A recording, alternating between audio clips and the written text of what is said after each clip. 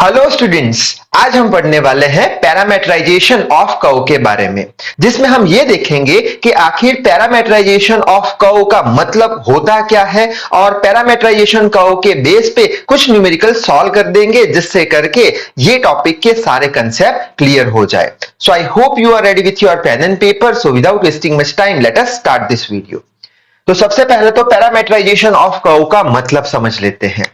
तो as for example, जैसे कि हमें एग्जाम में कोई एक कर्व का इक्वेशन दिया हुआ है जो कि है x square plus y square is equals to 4। ठीक है, अब ये कौन से कर्व का इक्वेशन है? हमें पता है सर्कल का ये इक्वेशन है, यानी कि ये इक्वेशन का या फिर ये कर्व का हमें पैरामेट्राइजेशन करना है। तो क्या करें सबसे पहले?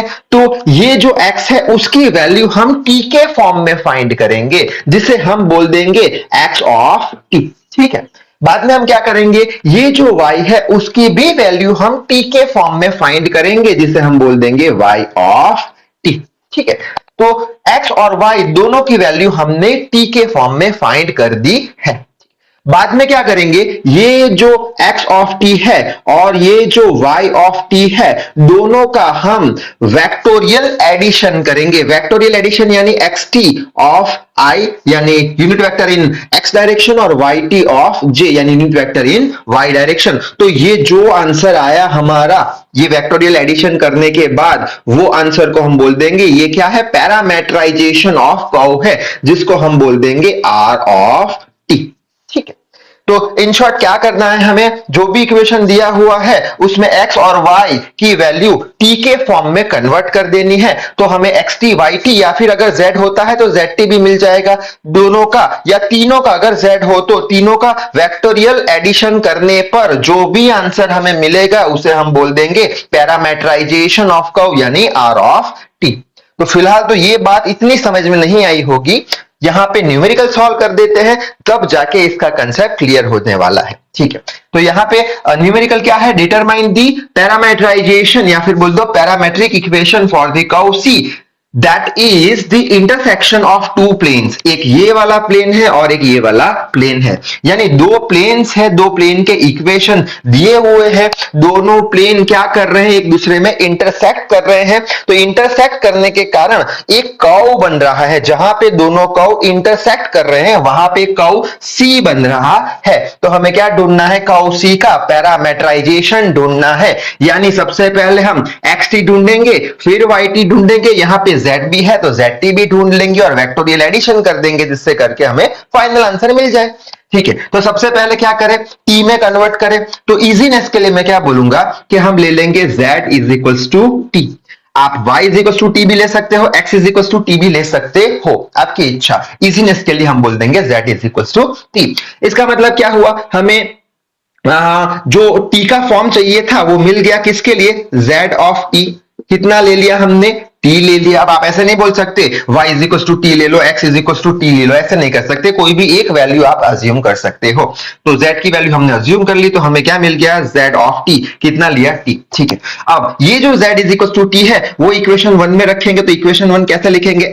x minus y plus 2, z की जगह क्या लिखा? t which is equal to 5। ठीक है, अब ये इक्वेशन कुछ ऐसे लिखते हैं, x minus y is equals to 5 minus 2t, ऐसे कुछ लिख दिया हमने लिखने के लिए। ठीक है, अच्छा, अब ये जो सेकंड इक्वेशन है इसमें भी z की जगह पर t रखते हैं, तो ये इक्वेशन कैसे लिखेंगे? तो ये इक्वेशन होगा 2x plus Y minus z कितना है? t के बराबर, विच इज इक्वल्स टू 4। ये इक्वेशन को कुछ ऐसे लिख लेते हैं, 2x plus y is equals to 4 plus t। अच्छा, हमें चाहिए तो क्या? हमें तो x और y की वैल्यू t के फॉर्म में चाहिए, x और y की वैल्यू t के फॉर्म में चाहिए। तो क्या करें? अगर आप ये इक्वेशन और ये इक्वेशन को ऑब्जर्व करते हैं, अगर ये दो इक्वेशन को ऐड करते हैं तो ये minus y plus y cancel हो जाएगा, जिससे करके हमें x की वैल्यू मिलेगी t के फॉर्म में, जिसे हम x ऑफ t बोल देंगे। कैसे देख लेते हैं?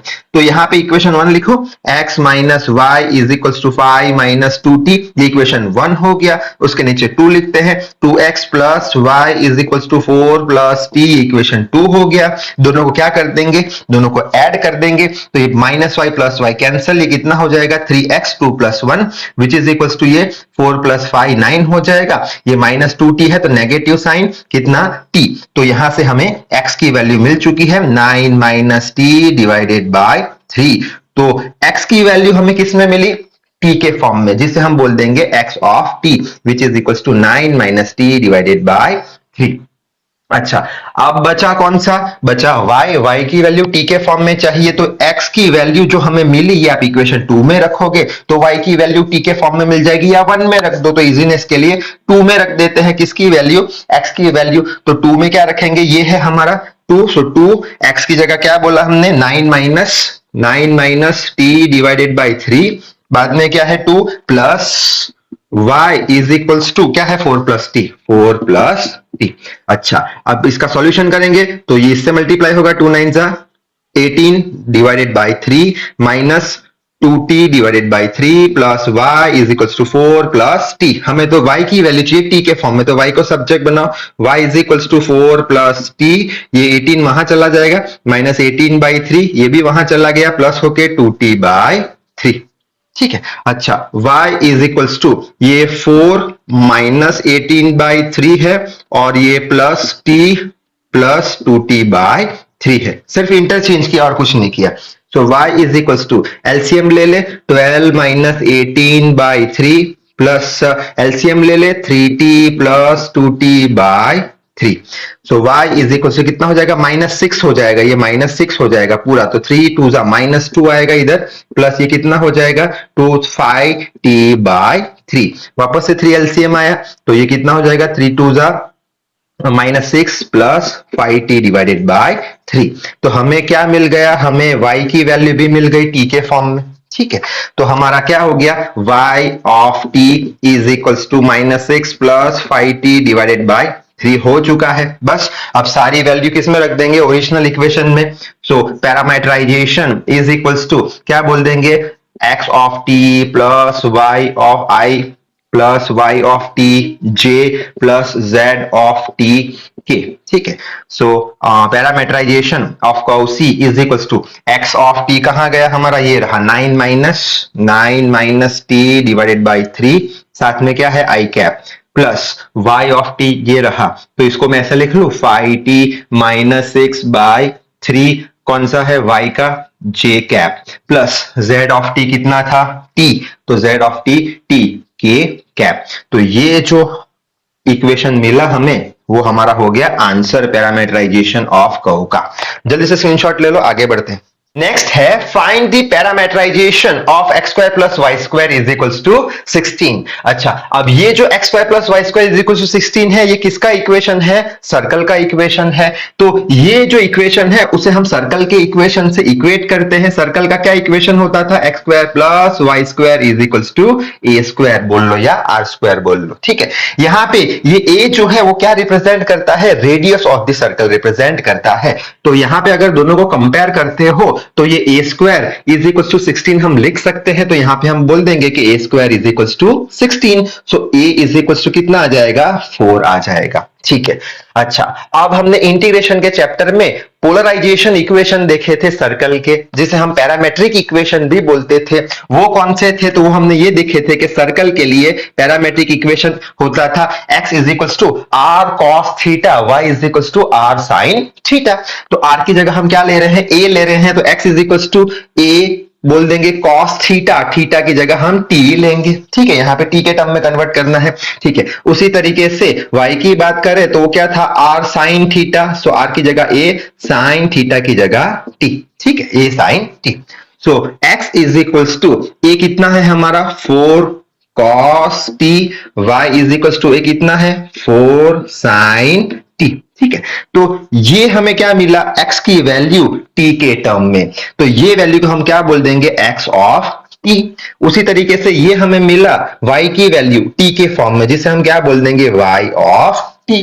अच्छा, अब हमें क्या ढूंढना है, पैरामीटराइजेशन, तो क्या बोलते थे, parameterisation RT is equal to क्या बोलते थे, x of t i, vectorial addition करते थे, y ऑफ t j। ठीक है, x ऑफ t कितना है, ये 4 cos t ठीक है, I प्लस 4 ये रहा साइन टी और ये जे कैप, और ये हो गया हमारा पैरामीटराइजेशन। तो ये हो गया हमारा आंसर ये न्यूमेरिकल का। ठीक है, अच्छा आखिरी न्यूमेरिकल देख लेते हैं। Find the parameterisation of x square by 4 plus y square by 9 is equal to 1। अच्छा, तो अब इसका हमें पैरामीटराइजेशन करना है। ये किसका इक्वेशन है हमें पता है, ये हमें दिया हुआ है एलिप्स का इक्वेशन। ठीक है, और एलिप्स का स्टैंडर्ड इक्वेशन क्या था अगर याद हो तो, x square by a square plus y square by b square is equals to 1, जहां पे ए और बी मेजर और माइनस एक्सिस रिप्रेजेंट करती थी।